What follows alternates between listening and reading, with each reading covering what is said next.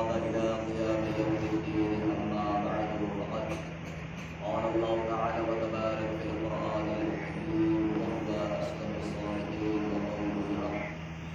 بسم الله الرحمن الرحيم. إنا أعطيناك الكوثر فصل لربك وانحر إن شانئك هو الأبتر.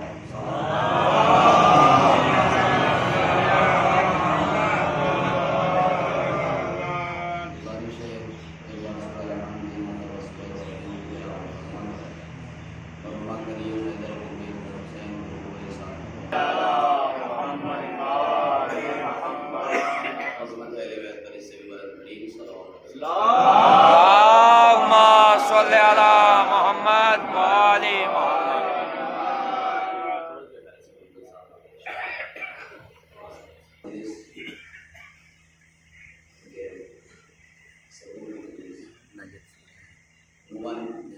مجالس میں آپ کماؤ کے حوالے سے لیکن یہ ایام اور اس وقت ہمارے سماعتیں اور ماہر ہیں سننے کے لیے ہوتے ہیں. یا تو کوشش کریں گے کہ اس دور کو قرآن مجید کا مختصر ترین سورہ الکوثر کو مسلمان کلام نے قرار دیا ہے. اسی کے ذہن میں معلومات کی سارے سوال کی مجلس ہے. میرا کوشش یہ ہے کہ اس کے بعد حضرت فاطمہ الزہرا سلام اللہ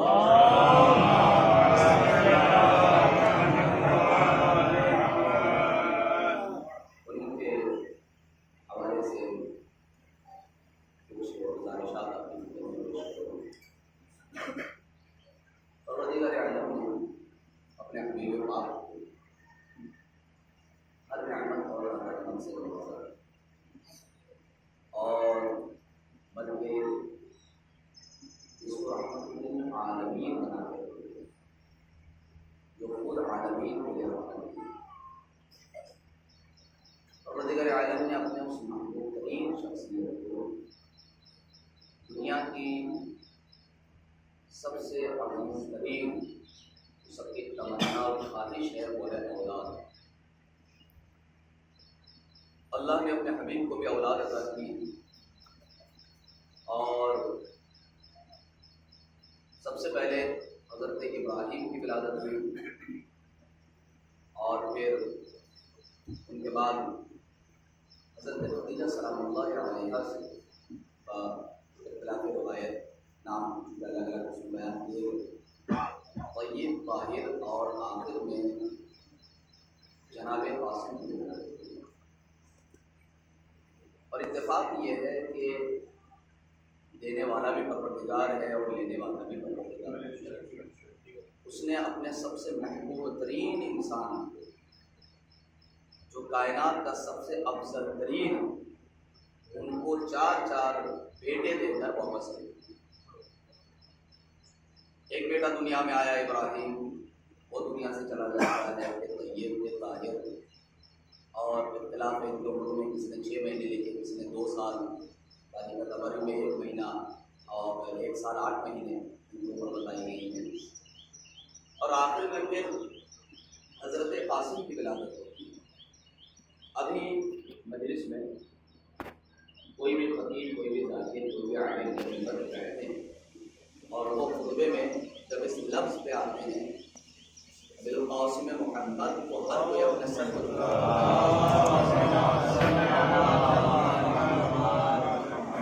وجہ یہ ہے کہ انہی کی وجہ سے آپ کی کنیت ابوالقاسم یعنی پیغمبر معظم جو آخری بیٹا ہوا اس کا نام قاسم. ہر بیٹے کی ولادت ہوتی ہے اور چند مہینوں کے بعد وہ پروردگار عالم اپنے بارگاہ میں. جب جناب قاسم کی ولادت ہوئی اور وہ بھی وفات پا گئے تو اب آہستہ آہستہ پھر پہلے ہی بیٹے سے جب انتقال ہوا تھا تو وہ مکے کے اندر چیزیں ہونا شروع ہو گئی.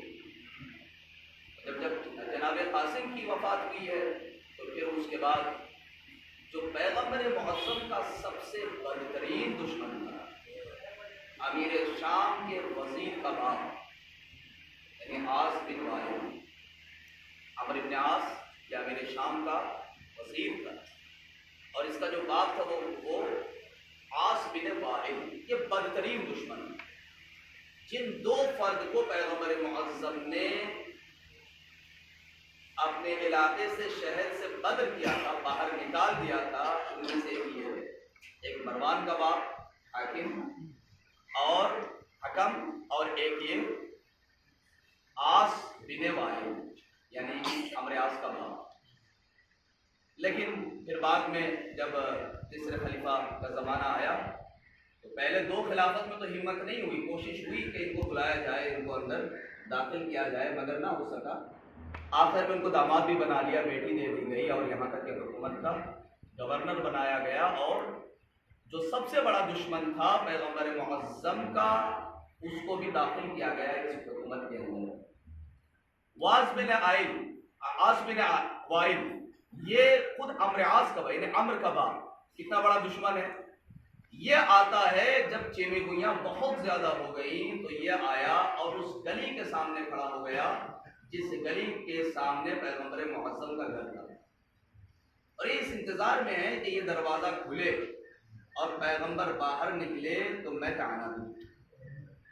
کافی دیر کے بعد اب جب کہ جناب قاسم کو دفنا کے آئے پیغمبر، اور دل نازنین بہت غمزدہ، اور یہاں تک کہ اوجڑیاں پھینکنے والے، پتھر پھینکنے والے، کانٹے بچھانے والے کسی سے رنجیدہ نہیں ہوئے پیغمبر۔ لیکن اب جب کہ پروردگار نے چار بیٹے دیے اور ایک کے بعد ایک اپنے بارگاہ میں بلا لیا، اور ایک طرف سے صبر و شتم اور ادھر سے طعنہ زنی، تو ایسے صورت میں جو سب سے بڑا دشمن تھا وہ اس انتظار میں ہے کہ پیغمبر کا دروازہ کھلے اور پیغمبر باہر آئے تاکہ میں اپنی زبان کا وار کروں۔ پیغمبر کا دروازہ کھلا اور دیکھتے ہی پیغمبر کو اس نے قہقہا لگایا، زور سے ہنسا، اور ہنسنے کے بعد ہوتا ہے کہ دشمن کمزوری کا فائدہ اٹھاتا ہے، اور قہقہا لگانے کے بعد پیغمبر کے چہرے کو دیکھنے کے بعد اس نے کہا کہ اے محمد، میں نے کہا تھا کہ ہمارے خداؤں سے، ہمارے بتوں سے تم مقابلہ نہ کرو، یہ ہمارے بتوں کی توہین کا نتیجہ ہے کہ جتنی اولاد تمہیں ملی تھی وہ سب کچھ ہمارے خداؤں نے لے لیا ہے، لہذا اب اگر تم اپنی حرکتوں کا ایسے جاری رکھو گے تو آگے بھی جو اولاد تمہیں ہمارا خدا عطا کرے گا وہ بھی اولاد ہمارا خدا، ہمارا پروردگار وہ لے گا۔ اس نے اپنے عقیدے کے مطابق طعنہ دیا، اور یہ سننا تھا کہ پیغمبر کے آنکھ سے آنسو جاتے، آپ رونے لگے اور ہاتھوں کو بلند کر کے کہا پروردگار تیرے حبیب نے کبھی تیری بارگاہ سے کچھ نہیں مانگا، لیکن اب نسل کا سلسلہ کہیں منقطع نہ ہو جائے، لہذا تجھ سے دعا ہے کہ تو میری نسل کو برقرار رکھ۔ جب یہ کہا تو وہ قرآن مجید کی آیت آ گئی وَلَسَوْفَ يُعْطِيكَ رَبُّكَ فَتَرْضَىٰ، کہ اللہ آپ کو عنقریب ایک ایسی چیز عطا کرے گا کہ جس سے آپ راضی ہو جائیں گے۔ اب دن گزرتے چلے گئے، جب کافی دن ہو گئے تو اب پیغمبر اکرم پھر ایک نماز کے بعد دونوں ہاتھوں کو بلند کیا اور کہا پروردگار جس کا وعدہ تو نے اپنے محبوب سے کیا تھا وہ وعدہ کب پورا ہوگا، تو وہ عطا مجھ تک بھیجتا کیوں نہیں ہے؟ تو ادھر سے آواز آئی میرے محبوب یہ عطا تم تک ہم اس طریقے سے نہیں پہنچائیں گے، یہ قرآن کی آیتیں نہیں ہے جو تمہارا تعاقب کرے، پروردگار جبرائیل کے ذریعے سے بھیج دے۔ کہا نہیں، نور فاطمہ کا حامل جبرائیل جیسے امین بھی نہیں ہے، تو پروردگار پشت آدم پہ رکھ دے۔ کہا نہیں، یہ انبیاء کی طہارت بھی اس قابل نہیں ہے کہ زہرا کی امانت کو برداشت کرے۔ میرے محبوب اس عطا کو لینے کے لیے آپ کو خود چل کے آنا پڑے گا، توجہ چاہتا ہوں، آپ کو خود چل کے آنا پڑے گا۔ اسی لیے اللہ نے نور ائمہ کو پشت آدم پہ رکھا مگر نور زہرا کو نہیں. توجہ, نور ائمہ کو پشت آدم پر, اور اللہ نے سب سے پہلے پیغمبر کے نور کو خلق کرنے کے بعد حضرت آدم کے پشت پہ رکھا. اور وہ واقعہ آپ سنتے رہتے ہیں کہ کس طریقے سے فرشتوں نے سجدہ کیا ہے. اور یہ سلسلہ یعنی جب یہ نور حضرت آدم کی پیشانی پہ رکھا تو جیسا ہوتا ہے مسجد میں آپ بیٹھے ہیں, جب جماعت کا وقت ہوتا ہے تو مومنین بکھرے بیٹھے رہتے ہیں, ادھر ادھر ہوتے ہیں, لیکن جیسے ہی مصلی جماعت کے اوپر امام جماعت پہنچتے ہیں تو سارے کے سارے مومنین پھر سب باندھ کے کھڑے ہو جاتے ہیں, پھر آپس میں کوئی جگہ نہیں رہتی. یہ بھی ایک اتحاد کا مرکز ہے. جماعت سبق دیتی ہے مسلسل کے متحد رہو. 5 وقت کی نماز ہمیں یہ سکھا رہی ہے کہ متحد رہو. توجہ چاہتا ہوں. تو جیسی مصلی امام پر امام جماعت آ جاتا ہے تو سارے مومنین اکٹھے ہو جاتے ہیں اور متحد ہو کے سب باندھ لیتے ہیں. ادھر پیشانی آدم پر نور مصطفیٰ کا چمکنا تھا تو وہ فرشتے جو بکھرے ہوئے تسبیح کر رہے تھے وہ سارے آدم کے سامنے اکٹھے ہو گئے اور سجدے میں گر پڑے. تو حضرت آدم نے کہا پروردگار کہ یہ سارے کے سارے مجھے سجدہ کر رہے ہیں. کہا نہیں آدم تمہیں سجدہ نہیں کر رہے, وہ نور جو تمہاری پیشانی پر ہے. کہا پروردگار کیا اس نور کا سجدہ ہے؟ کہا نہیں اس نور کا سجدہ نہیں ہے, سجدہ تو میرا ہے مگر یہ نور اس وقت قبلہ ہے. توجہ چاہتا ہوں بھائی آپ سب ہم سب سجدے کی طرف سجدہ کرتے کعبے کی طرف, قبلے کی طرف. تو کیا ہم کعبے کو سجدہ کرتے نہیں؟ سجدہ تو اللہ کا ہوتا ہے لیکن رخ قبلے کی طرف ہوتا ہے. تو نور مصطفیٰ یہ قبلہ ہے, سجدہ ہو رہا ہے اللہ کا.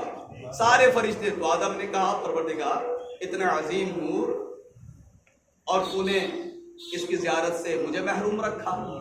تو حضرت آدم کے اس گزارش پر, اس خواہش پر اللہ نے اس نور کو اٹھا کے آدم کے ہتھیلی پہ رکھ دیا. ہتھیلے آدم پہ یہ نور آنا تھا تو ہتھیلی میں 5 انگلیاں ہے, 5 مقامات پہ تقسیم ہو گئے اور 5 انگلیوں میں 14 پورے ہیں اور 5 نور 14 پوروں میں تقسیم ہو گئے. ایک صلوات عرض کرے محمد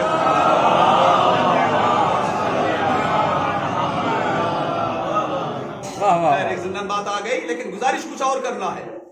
تو پشت آدم پہ ائمہ معصومین کے نور کو رکھا. آدم سے شیش, شیش سے شبان, شبان سے حجرت, حجرت سے محوق, محوق سے اسمیشا, اسمیشا سے اخنو, اخنو سے ناحور, ناحور سے نو, نو سے سام, سام سے عصابر, عصابر سے حرقیشا, حرقیشا سے یافس, یافس سے برا, برا سے خفیصہ, خفیصہ سے عمران, عمران سے ابراہیم, ابراہیم سبحان اللہ, سبحان اللہ, سبحان اللہ, سے شبرا, شبرا سے شعیب, شعیب سے موسیٰ, موسیٰ سبحان اللہ, سبحان اللہ, واہ سے زکریا, زکریا سے یحییٰ, یحییٰ سے منذر, منذر سے سلمہ, سلمہ سے برا, برا سے قصی, قصی سے عبد مناف.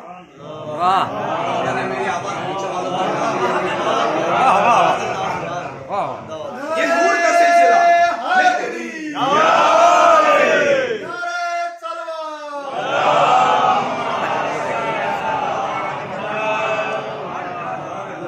نور مصطفیٰ کو اللہ نے پشت آدم پہ رکھا اور یہ سفر اسلاب شامخہ اور ارحام مطہرہ سے ہو کر اس نے سفر شروع کیا اور آدم سے یہ نور منتقل ہوا شیش تک. جو حاملین نور مصطفیٰ ہیں وہ یہ سارے انبیاء ہیں, سارے اوصیاء ہیں, سارے اولیاء ہیں, سارے اتقیاء ہیں, سارے مقربین خدا ہیں.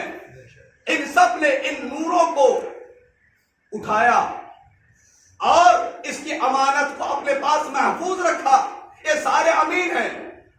آدم سے شیش, شیش سے شبان, شبان سے حجرت, حجرت سے محوق, محوق سے اسمیشا, اسمیشا سے اخنو, اخنو سے ناحور, ناحور سے نو, نو سے سام, سام سے عصابر, عصابر سے حرقیشا, حرقیشا سے یافس, یافس سے برا, برا سے خفیصہ, خفیصہ سے عمران, عمران سے ابراہیم, ابراہیم سے اسماعیل, اسماعیل سے اسحاق, اسحاق سے یعقوب, یعقوب سے یوسف, شرہ سے شعیب, شعیب سے موسیٰ, موسیٰ سے یوشع, یوشع سے داؤد, داؤد سے سلیمان, سلیمان سے بطخیہ سے زکریا, زکریا سے یحییٰ, یحییٰ سے منذر, منذر سے سلمہ، سلمہ سے برہ، برہ سے قصی، قصی سے عبد مناف سے ہاشم، ہاشم سے عبد المطلب، یہ نور عبد المطلب تک متحد ہو کے سفر کرتا رہا. اب عبد المطلب میں آ کے یہ نور دو حصوں میں تقسیم ہو گیا. ایک نور عبداللہ تک پہنچا، دوسرا نور ابو طالب تک پہنچا. نور عبداللہ سے حضرت آمنہ کے ذریعے سے نمودار ہوا، اسے محمد مصطفیٰ کہتے ہیں. نور ابو طالب سے فاطمہ بنت اسد سے نمودار ہوا، اسے علی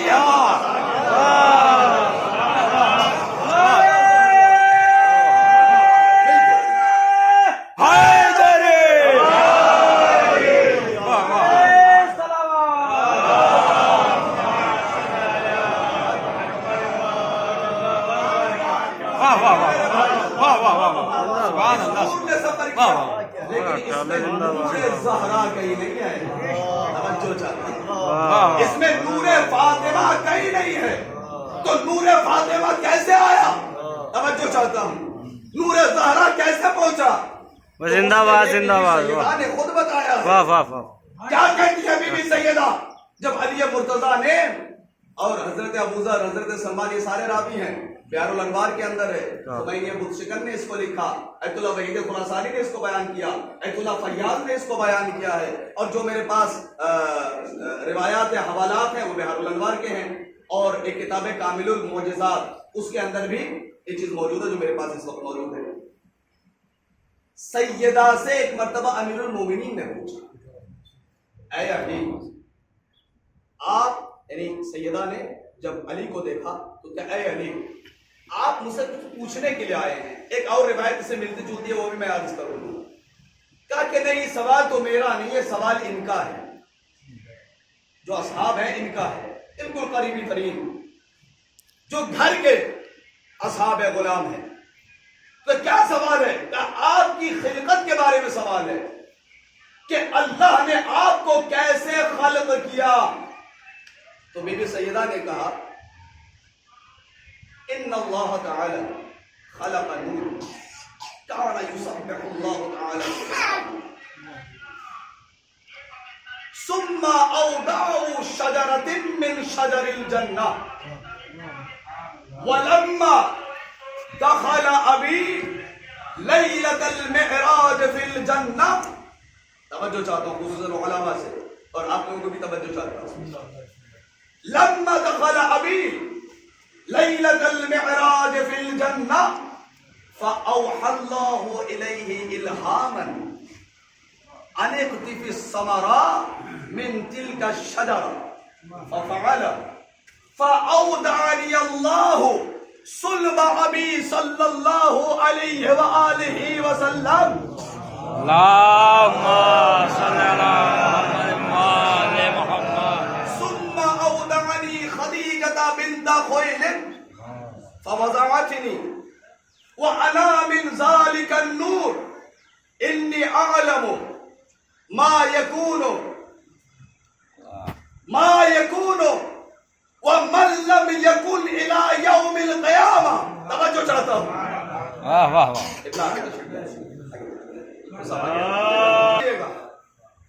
سیدہ فرماتے ہیں، علی سنو، ان اللہ تعالی خلق نوری، جب اللہ نے میرے نور کو خلق کیا، کان یسبح اللہ تعالی سبحانہ، تو میرا نور قرب پروردگار میں مسلسل راز و نیاز میں، تسبیح و تہلیل میں، حمد و ثنا میں مصروف. ثم اودعہ شجرۃ من شجر الجنہ، پھر اللہ نے میرے نور کو اٹھا کر جنت کے درختوں میں سے ایک درخت کے اندر منتقل کیا. فاضاءت، میرے نور کا آنا تھا کہ جنت میں روشنی پھیل گئی. سبحان اللہ. واہ واہ واہ. جنت کی روشنی بھی نور زہرا سے ہے. واہ واہ واہ. آزاد، درخت بھی روشن، جنت میں روشنی پھیل گئی. لما دخل ابی لیلۃ المعراج فی الجنہ، جب میرا بابا محمد جنت میں شب معراج داخل ہوئے. الگ الگ روایت ہے. کل من تلک الشجرہ، یا علمت بثمر من تلک الشجرہ کہ اے میرے حبیب، الہام کیا اللہ نے دل میں کہ اے میرے حبیب آگے بڑھیے اور اس سیب بہشتی کو توڑ کے کھا لیجئے۔ اب شاید میرا ذہن کہتا ہے یہ جو اللہ نے قرآن میں سورۃ البقرہ میں کہا کہ اے میرے آدم و حوا، جنت میں جب تک جی چاہے رہو، جو چاہے کھاؤ، مگر اس خاص درخت کے پاس مت جانا۔ شاید یہی درخت ہو، شاید اللہ نے کہا آدم اس نور کے قریب نہ جانا۔ یہ قرآن کی آیت ہے، لیکن سیدہ کیا کہتی ہیں کہ میرے نور کو جنت کے درختوں میں رکھا اور جنت میں روشنی پھیل گئی۔ جب میرا بابا شب معراج میں آئے تو اللہ نے الہام کیا، فَأَوْحَى اللَّهُ إِلَيْهِ إِلْهَامًا کہ اے میرے حبیب آگے بڑھی اور اس سیب بہشتی کو توڑ کے کھا لیجئے۔ فَفَعَلَ، میرے بابا نے ایسا ہی کیا۔ فَأَوْدَعَنِيَ اللَّهُ صُلْبَ أَبِي صلی اللہ علیہ وآلہ وسلم، اور اس طریقے سے مجھے اللہ نے میرے بابا محمد کے صلب میں مجھے رکھا۔ ثم اودانی خدیجہ بنت خویلد، پھر اس کے بعد میں اپنی ماں خدیجہ بنت خویلد کے شکم میں آئی۔ فوضعتنی، اور میں پھر اس دنیا میں آ گئی۔ انا من ذالک النور، اے علی سنو، میں وہی نور ہوں، توجہ چاہتا ہوں، میں وہی نور ہوں۔ انی عالم ما کانا وما یکون ومن لم یکن الی یوم القیامہ۔ اے علی، جو کچھ ہو گیا ہے، جو کچھ ہو رہا ہے اور جو کچھ قیامت تک ہوگا سب فاطمہ جانتی ہے۔ اللہ پر دے محمد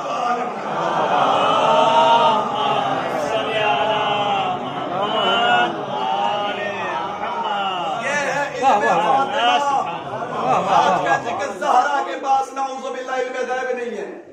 سیدہ نے خود کہا جو کچھ ہو چکا، جو ہو رہا ہے اور جو قیامت تک ہونے والا ہے سب فاطمہ کو معلوم ہے۔ یہی وجہ ہے کہ ایک دن علی مرتضیٰ جب گھر پلٹے اور پلٹ کے کہا فاطمہ جلدی آؤ، میں تمہیں کائنات کے کچھ رمز اور رموز کے بارے میں بتانا چاہتا ہوں۔ سیدہ نے اپنے کام کو چھوڑا، دو زانو ہو کے بیٹھ گئی سامنے۔ آپ میرے والی ہیں، آپ میرے امام ہیں، آپ مفترض الطاعات ہیں، آپ کی بات سننا فاطمہ پر واجب ہے، لیکن اے علی جو بات آپ مجھے سنانا چاہتے ہیں اگر اجازت ہو تو فاطمہ آپ کو سنا دے۔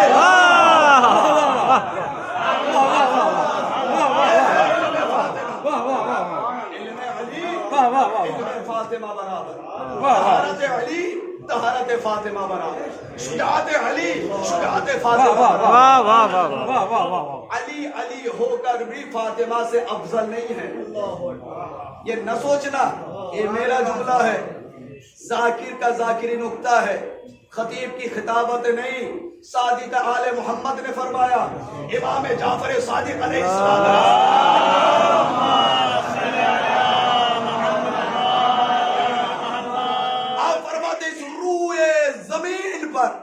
اگر میرے جد علی نہ ہوتے تو کوئی فاطمہ کا برابر ہی نہیں کر سکتا۔ علی علی ہو کر بھی کفو فاطمہ، ہمسر فاطمہ، برابری فاطمہ ہے۔ طہارت علی طہارت فاطمہ برابر۔ کیا ہے طہارت فاطمہ؟ اور میں اپنی کتابوں سے کیا بیان کروں؟ خود ام المومنین حضرت عائشہ سے پوچھا گیا، کیا کہا؟ صفینی بنت محمد۔ کہا ہے ام المومنین ذرا بنت محمد کے بارے میں کچھ بتائیے، توجہ چاہتا ہوں۔ بنت محمد کے آج 1400 سال کے بعد بڑے بڑے مفتی، ملا اور تاریخ لکھنے والے نکل رہے ہیں تو یہ کہتے ہیں رسول کی ایک نہیں چار چار بیٹیاں ہیں۔ جب ام المومنین سے پوچھا گیا صفینی بنت محمد کہ مجھے بنت محمد کے بارے میں بتائیے تو ام المومنین نے پلٹ کے یہ نہیں کہا بیٹیاں تو چار ہیں کس کے بارے میں بتاؤں؟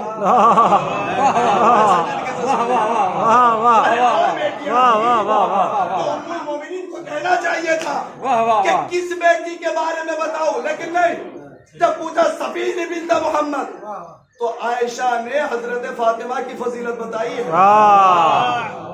کہا ما اقول فی حقھا، سمندر کو کوزے میں سمیٹ دیا ہے ام المومنین نے. جب اللہ کسی سے حق کہلوانا چاہتا ہے تو اسی انداز سے کہلواتا ہے. ما اقول فی حقھا. حضرت عائشہ کہتی ہے کہ میں کیا بتاؤں فاطمہ کے بارے میں.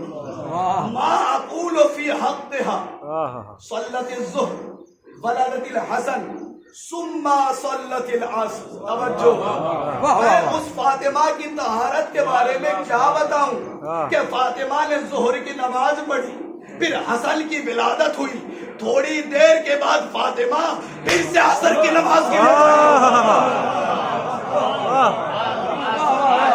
خاتون میں یہ طہارت ہے، کسی بی بی میں یہ طہارت، یہ طہارت فاطمہ، طہارت علی، طہارت فاطمہ اور علم علی علم فاطمہ برابر. اور شجاعت کے حوالے سے میں انشاءاللہ ربط مصائب دوں گا، اس روایت کو سنا کر. جتنا وقت میرے پاس رہے گا صلوات پڑھ لے محمد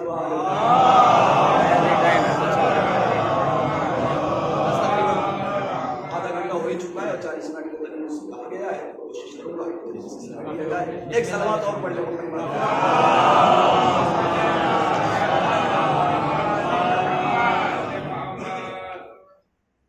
علم علی. دیکھیے سیدہ ایسی ہیں کہ کبھی کبھی سیدہ کو پڑھتے ہوئے محسوس ہوتا ہے کہ شاید اللہ نے اس بی بی کو بھیجا ہی ہے صرف اس لیے تاکہ یہ ولایت کی حفاظت کرے. پوری زندگی اگر آپ دیکھیں یہ 18 سال کی عمر، ایک ایک لمحہ، ایک ایک سانس ایسا محسوس ہوتا ہے جیسے علی کو اللہ نے بھیجا ہے حفاظت مصطفیٰ کے لیے، زہرا کو اس دنیا میں اللہ نے بھیجا ہے.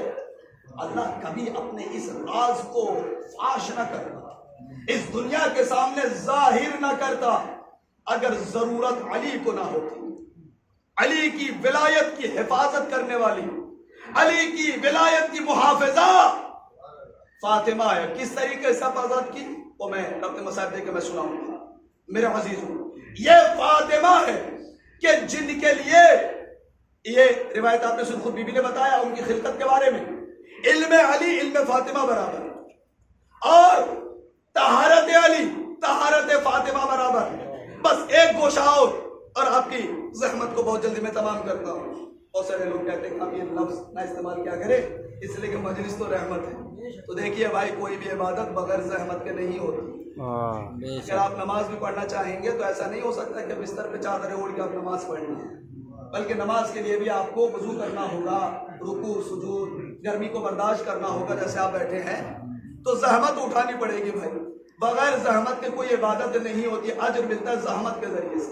تو یہ ادبی جملہ ہے، بزرگ علماء بھی یہ ادبی جملہ ممبروں سے استعمال کرتے تھے. یہ آج کے لوگ ہیں جو اعتراض کرنے لگے، جو ادب سے دور ہیں.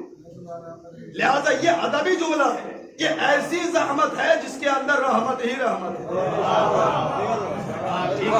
ان زحمتوں کو عبور کر کے آپ رحمتیں ملتی ہیں. میرے عزیزوں، کون ہے فاطمہ؟ جب یہ سورۃ الکوثر کو نازل کیا اللہ نے، جیسے اللہ نے کہا نہیں ایسے نہیں. اسی لیے روایت ملتی ہے نا، جب بھی سیدہ آتی تھی قام الیہا تو پیغمبر کھڑے نہیں ہوتے تھے بلکہ کھڑے ہو کر چل کے جاتے تھے. آپ کے ہاتھوں کا استشمام کرتے تھے، بوسہ دیتے تھے، پھر لا کے اپنے مقام پہ بٹھاتے تھے. ضروری ہے کہ جس بی بی کے آنے پر محمد مصطفیٰ اپنی جگہ سے اٹھ کے چل کے جاتے ہو، اس کے نور کو آنے کے لیے فرش عرش کا سفر کریں. یہی تو فرش عرش تک بلایا ہے کہ بی بی جب دنیا میں آئے گی. اور کیا کہا؟ انا اعطینا. اب ایک باریک نکتہ آپ کی خدمت میں ہے. قرآن مجید میں انی بھی ہے انا بھی ہے، لیکن کہاں انا ہے کہاں انی ہے ان آیتوں کو پڑھنے کا وقت نہیں ہے. کہاں انی ہے اور کہاں انا ہے. یہ بھی تو اللہ کہہ سکتا تھا انی اعطیتک الکوثر. معنی میں کیا فرق آتا؟ میں نے آپ کو کوثر عطا کیا، لیکن کہا انا اعطینا کل کوثر، میں نے نہیں بلکہ ہم نے آپ کو کوثر عطا کیا۔ توجہ چاہتا ہوں، یہ نہیں کہا میں نے، اچھا کہاں اللہ ہم کہتا ہے اور کہاں میں کہتا ہے، تو ایک خوبصورت نکتہ بس لے لیجیے، قرآن فہمی میں کام آئے گا۔ میں وہاں کہا جاتا ہے جہاں اللہ کسی وسیلے کے بغیر عمل کرتا ہے، اور ہم وہاں کہتا ہے جہاں اللہ کو وسیلے کی ضرورت ہوتی ہے۔ توجہ چاہیے، انا مثلا قرآن دیا تو قرآن کے لیے پروردگار نے کہا انا انزلناہ فی لیلۃ القدر، ہم نے قرآن کو شب قدر میں نازل کیا ہے۔ انی نہیں ہے اس لیے کہ اس میں بھی وسیلہ کی ضرورت ہے، لیکن موضوع پھیل نہ جائے۔ انا اعطینا، انی نہیں ہے، اس کا مطلب اس میں وسیلہ کی ضرورت ہوئی ہے۔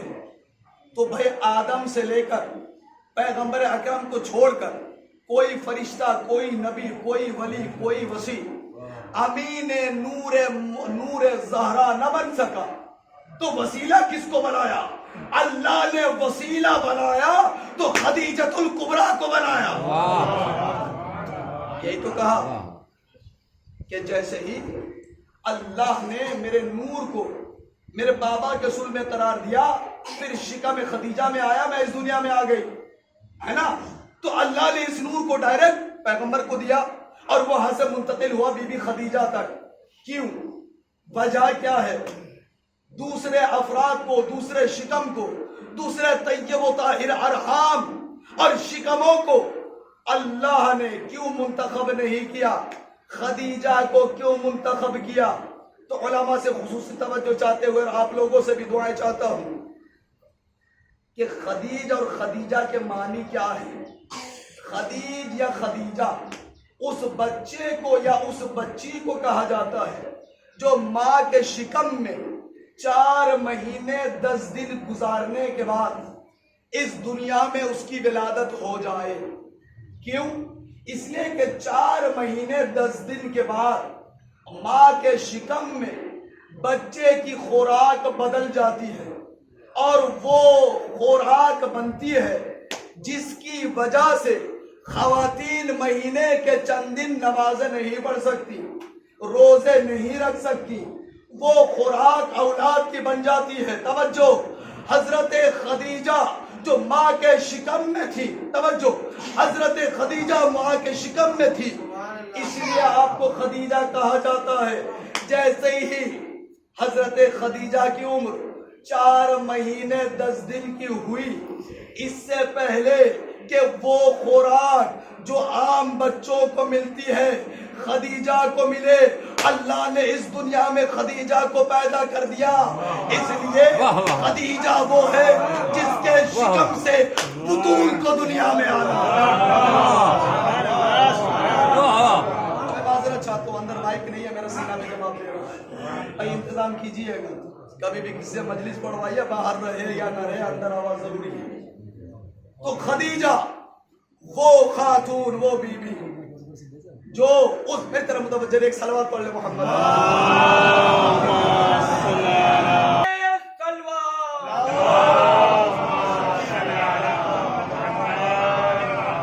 جب ماں ایسی ہو تو اس شکم میں نور زہرا کو رکھا جا سکتا ہے۔ خدیجہ کہ جس کے لیے نجس غذا کو اللہ نے دور رکھا اور جس کے شکم میں نور زہرا کو رکھا، اور جب اتنی بڑی، اور اسی آیت میں پھر دیکھیے انا اعطیناک الکوثر، ایتا نہیں ہے، عطا ہے، ایتا نہیں ہے۔ جب قرآن دیا تو کہا وَلَقَدْ آتَيْنَا سورۃ الحجر وَلَقَدْ آتَيْنَاکَ سَبْعًا مِنَ الْمَثَانِی وَالْقُرْآنِ الْعَظِیمِ، تو وہاں پہ کہا کہ ایتا، الف یا تے الف، اور یہاں ہے عین تو یعنی توئی، الف عطا۔ ایتا اور عطا میں فرق ہے۔ ایتا یعنی جزا، بدلہ، حق کے مطابق دینا، عطا کہتے ہیں حق سے زیادہ دینا. واہ لہذا جب قرآن دیا تو کہا فَسَبِّحْ بِحَمْدِ رَبِّكَ، اللہ کی تسبیح کریے. اور جب عطا کیا تو کہا صرف تسبیح سے کام نہیں چلے گا بلکہ فَصَلِّ لِرَبِّكَ، نماز پڑھیے. فَصَلِّ لِرَبِّكَ، نماز پڑھیے اللہ کے لیے. زہرا اور نماز ساتھ ساتھ. مسجد میں بیٹھے ہیں، اختتامی تقریر پر اور مجلس میں ایک پیغام لے لیجیے. فَصَلِّ لِرَبِّكَ، جب زہرا کو عطا کیا، حق سے زیادہ عطا کیا، تو کہا کہ اے میرے پیغمبر فصلی، اب نماز پڑھیے. کیا پیغمبر نماز نہیں پڑھتے تھے؟ نعوذ باللہ نہیں. مفسرین کہتے ہیں یہاں سے مراد نماز شب ہے کہ زہرا کے آنے کے بعد اللہ نے نماز تہجد کو اپنے حبیب کے لیے واجب قرار دیا. فصلی، زہرا کے ساتھ ساتھ نماز ہے. کوئی مر جاتا ہے اور مرنے کے بعد نماز ہوتی ہے. نماز میت کے آخر تکبیر میں کیا کہتے ہیں ہم؟ انی لا نعلم منہ الا خیرا، کہ پروردگار ہم اس کے بارے میں خیر کے سوا کچھ نہیں جانتے. اور یہی وجہ ہے کہ لوگ اس کا معنی نہیں سمجھ پاتے تو اعتراض کرتے ہیں کہ بھائی ہم کیسے گواہی دے دیں، ہم کیسے حلفی میں جو ہے وہ شہادت نامے میں گواہی دے دیں کہ یہ نیک تھے، یہ اچھے تھے، یہ نمازی تھے. ارے بھائی تم سے پوچھا کب گیا کہ تم یہ ساری گواہیاں دو؟ یہ نہیں پوچھا جا رہا ہے. تم سے کیا پوچھا جا رہا ہے؟ جب امام سے پوچھا گیا کہ مولا معانی الاخبار میں جب پوچھا گیا مولا یہ بتائیے کہ یہاں خیر سے مراد کیا ہے، کیا خیر کے مراد تم کیا سمجھتے ہو؟ کیا خیر سے مراد نیکیاں، یہی نماز، روزے، حج، زیارات؟ کیا بالکل نہیں. تو اس کا مطلب کیا ہے؟ کہ یہاں خیر سے مراد ہم اہل بیت کی ولایت ہے. واہ واہ واہ. یہاں خیر سے مراد علی کی ولایت ہے. اس کا مطلب یہ ہے کہ اگر کوئی مر جائے تو تم یہ گواہی نہیں دیتے کہ یہ نمازی تھا، روزے دار تھا، حج کیا یا نہیں، خمس دیا یا نہیں، بلکہ یہ گواہی دو یہ علی کی ولایت کو مانتا تھا یا نہیں. واہ واہ واہ واہ. سمجھ میں آ گئی نا؟ بات سمجھ میں آ گئی. تو اب اذان اور اقامت میں بھی ایک جملہ ہے، حی علی خیر العمل. واہ. کیا مانی ہے خیر عمل سے مراد؟ امام نے فرمایا خیر سے مراد ولایت علی. تو اذان اور اقامت میں تمہیں بلایا گیا، آؤ خیر عمل کی طرف. ہم آ گئے، یعنی علی کی ولایت کی طرف آ گئے. اب کیا کرے پروردگار؟ کہ اذان اور اقامت ہو گئے، اب نماز پڑھو. پروردگار عجیب بات ہے، تو نے ولایت علی کے لیے بلایا اور پڑھوا رہا ہے ہم سے نماز، ہے نا؟ حی علی خیر العمل، آؤ ولایت اہل بیت کی طرف، آؤ ولایت علی کی طرف. اب کیا کرے؟ اب نیت کرو، تکبیر کو پڑھو، نماز. نہیں، ولایت علی کا مطلب تو یہ تھا کہ ہم بے نمازی بن کے گھومے. ولایت علی کا مطلب تو یہ تھا کہ ہم سے بڑا کوئی مولا ہی نہیں ہے، چاہے جتنی نمازیں ادا کر لو. یہ کیا ہو گیا کہ ولایت علی کے لیے بلایا اور پڑھوا رہا ہے پروردگار نماز. کا یہی تو تمہیں سمجھانا چاہتا ہوں، اذان اور اقامت علی کی ولایت کی گواہی زبان سے ہے، اور نماز وجود سے علی کی ولایت کی گواہی ہے. ایک صلوات پڑھ دے محمد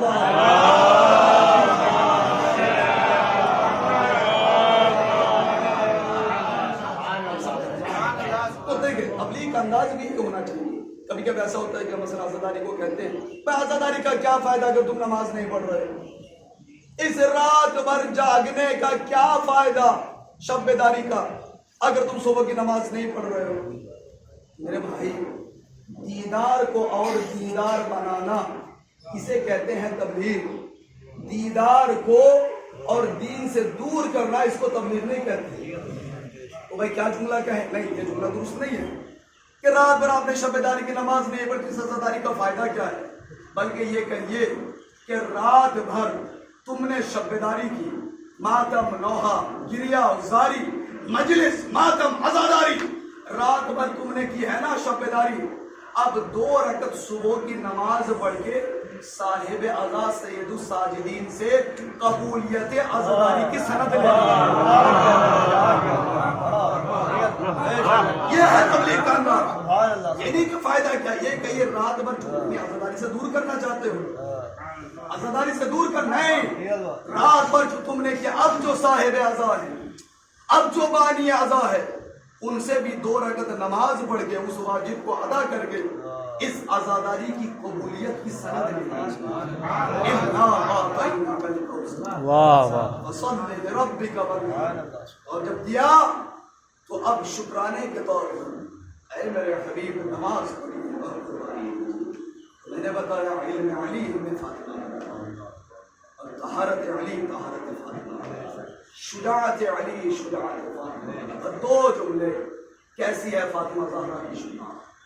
علی کی زندگی میں 85 جنگیں, پیغمبر اکرم کے زمانے کی 83 جنگوں میں سے ایک جنگ تبوک میں امیر المومنین نہیں گئے, تو 82 جنگیں پیغمبر کے زمانے میں اور 3 جنگیں اپنی زمانے میں, یعنی 85 جنگیں امیر المومنین کی ایک طرف اور زہرا کی ایک جنگ ایک طرف. اس لیے کہ زہرا میدان میں تو نہیں آ سکتی, میدان میں نہیں آ سکتی, اس لیے کہ مردوں کی ساخت اور ہے, عورتوں کی ساخت اور ہے. لیکن زہرا نے جو جنگ کی ہے, زہرا کی شجاعت آپ دیکھیں. اور یہ بیت الاحزان کے اندر یہ روایت ہے, علامہ شیخ عباس امید اس کو بیت الاحزان کے اندر اس روایت کو بتایا کہ جب بعد کربلا یزید کے پاس ایک شخص آیا اور کسی کا بیٹا تھا, کسی بڑی شخصیت, تاریخ میں بڑی شخصیت, اس کا بیٹا آیا اور اس نے آ کے یزید سے کہا کہ یزید تو نے یہ جو حسین کو قتل کیا ہے, یہ جو علی اکبر کو قتل کیا, عباس کو قتل کیا, یہ ساری چیزیں وہ ہیں جو حضرت ہو جاتی ہیں, کوئی مشکل نہیں, ہم تیرے اوپر سب و شک نہ کرتے, لعنت نہ کرتے, لیکن تو نے یہ جو ناموس رسالت کو برابر کرایا ہے یہ برداشت کے باہر ہے, یہ قابل قبول نہیں. اس نے کہا ٹھہرو, ابھی ٹھہرو, میں ابھی آتا ہوں. یزید اٹھا, اٹھ کے ایک لکڑیوں کا صندوق کھولا اور صندوق کھول کے اس کو لے آیا. اس میں تحریر تھی, کسی کی نام پوچھ لیجیے گا بعد میں, کسی کی تحریر تھی اور اس نے اس تحریر میں لکھا تھا اس یزید کے باپ کو کہ ہم نے کس طریقے سے فاطمہ پر ظلم کیا ہے. اس میں لکھا تھا, جب اس نے سوال کیا تھا کہ تم نے کیسے فاطمہ پر ظلم کیا اور علی نے بیعت کی یا نہیں کی, تم نے جب علی کو بلایا تو ماجرا کیا ہوا تھا. اس تحریر میں لکھا تو یزید نے لا کے دکھایا کہ تم ہمیں کہتے ہو کہ ہم نے بڑے ظلم کیے, یہ دیکھو تمہارے بڑوں نے کیا ظلم کیے. اس تحریر میں لکھا تھا جب پہلے نے دوسرے سے پوچھا کہ میں تو مدینے سے باہر تھا, تو نے علی سے کیسے بیعت کے لیے بلایا ہے, کس طریقے سے تو نے کام انجام دیا, تو وہ یہ کہتا ہے کہ میں نے سب سے پہلے اپنے غلام کو بھیجا, وہ غلام میرا دروازے پہ دستک دی, اندر سے علی کی کنیز آئی اور اس نے کہا کہ ابھی قرآن کی جمع آوری میں علی مصروف ہے, ابھی علی نہیں آ سکتے. میرا غلام واپس آ گیا, میں نے پھر ایک گروہ بھیجا, وہ جب گروہ آیا تو اب کی بار اس آواز کو سننے کے بعد علی کے ایک دوسری کنیز آتی ہے اور آ کے وہ کہتی ہیں ہم نے کہا نا کہ علی نہیں آ سکتے, میرے مولا نہیں آ سکتے, بہت اہم کام میں مصروف ہے, جاؤ ابھی پریشان نہ کرنا.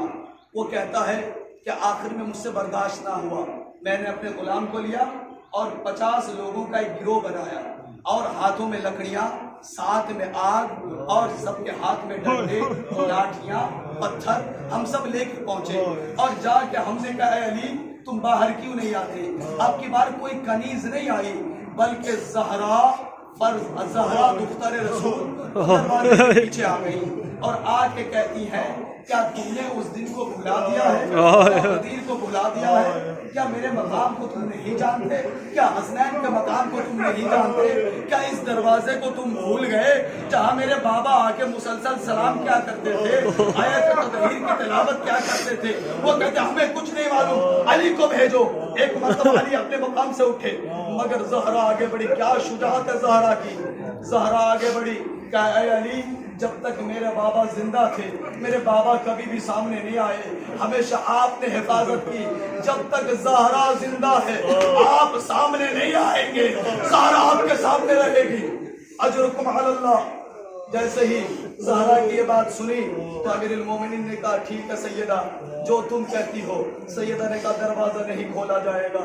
ये मलऊन कहते उस तहरीर के अंदर लिखता है कि हमने जैसे ही सुना कि दरवाजा नहीं खुलेगा, हमारे गुलाम को हमने आगे भेजा, वो ठोकरों से दरवाजा तोड़ने लगा। चंद अफराद और बढ़े और मेरे हुक्म से उस दरवाजे पे आग लगा दी। इतना भी इंतजार न किया कि दरवाजा जल जाए, मैंने ठोकरों से दरवाजे को गिराया। जब दरवाजा गिरा, अज़ादारो तुमसे पूछना चाहता हूँ, क्या ये दरवाजा जमीन पे जाके गिरा या कहीं और जाके गिरा? ज़ियारत नाहिया में इमाम ज़माना मसाए पढ़ते हैं, सलाम उस जद्दा फातिमा के ऊपर जिसके शिकम के ऊपर दरवाजा ऐसा गिरा कि मुहसिन की शान